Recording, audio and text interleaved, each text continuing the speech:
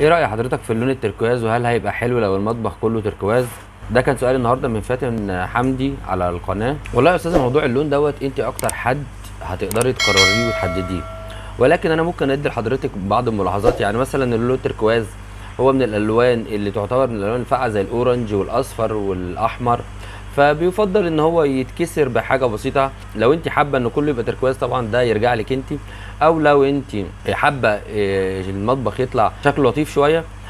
بالنسبه للذوق العام في الفتره دي، فتره 2020 و2023، يعني ممكن نكسره بلون تاني زي مثلا السيلفر، الابيض. لو انت مش حابه الابيض يبقى السيلفر هيبقى افضل لون يتكسر بيه لو هنعمله. واعرض لحضرتك دلوقتي صور مطابخ بحيث حضرتك تقدري تقرري انهي الافضل بالنسبه لك وانهي لون هتستقر عليه.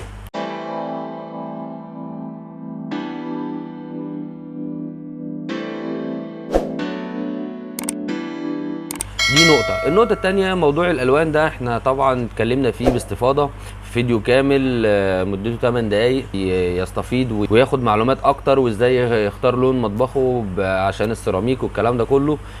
هسيب لكم اللينك في الديسكريبشن تحت، وطبعا هيظهر لكم في علامة الأي اللي فوق دي. كان معكم سلام عشري، اشوفكم الأسبوع الجاي في سؤال جديد. سلام.